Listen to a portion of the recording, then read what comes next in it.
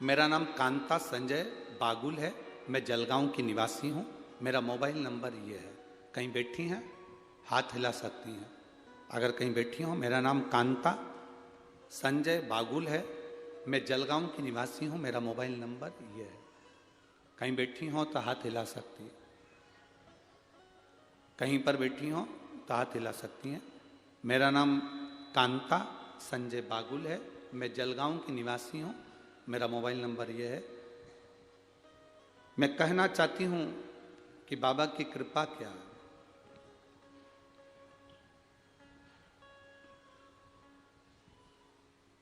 शिव महापुराण की कथा नहीं है गुरुदेव, ये शिव पुराण नहीं।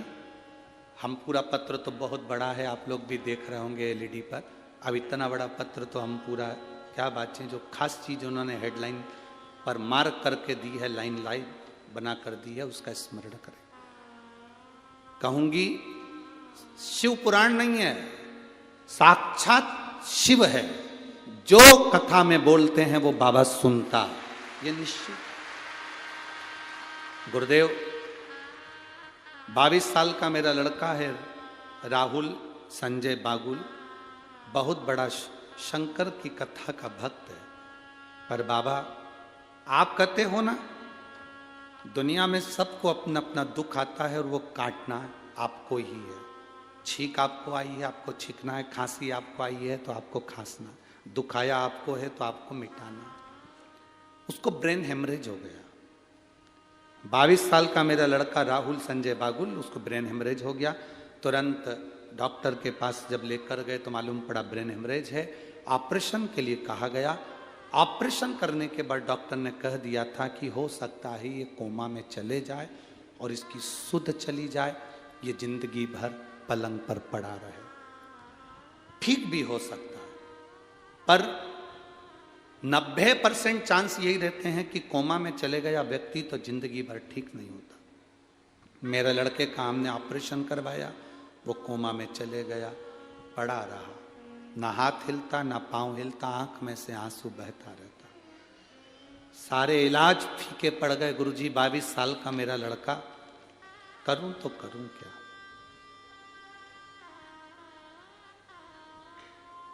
स्वयं डॉक्टर कह रहा है।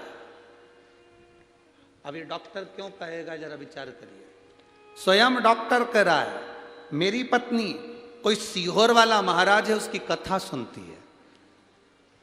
स्वयं डॉक्टर कह रहा है मेरी पत्नी कोई सीहोर वाला महाराज है, उसकी कथा सुनती है।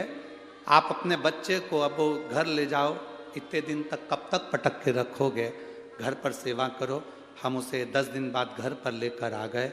उसके कानों में डॉक्टर के कहने से हमने हेडफोन लगाया।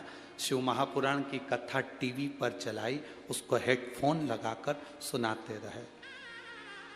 घर लाने के 25 दिन बाद कथा सुनते सुनते मेरे बेटे ने अपने हाथ पैर की उंगलियां और कंपन करना प्रारंभ कर दिया।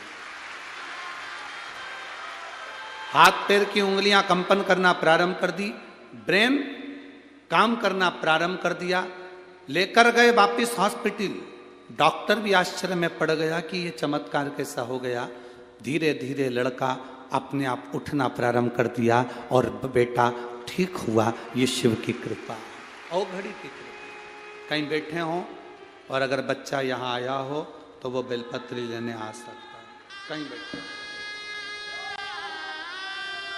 शिव कथा, अगर वो बेटा यहाँ आया हो तो बेलपत्री लेने आ सकता है। शिव कथा इसी को और घड़ी है। जिस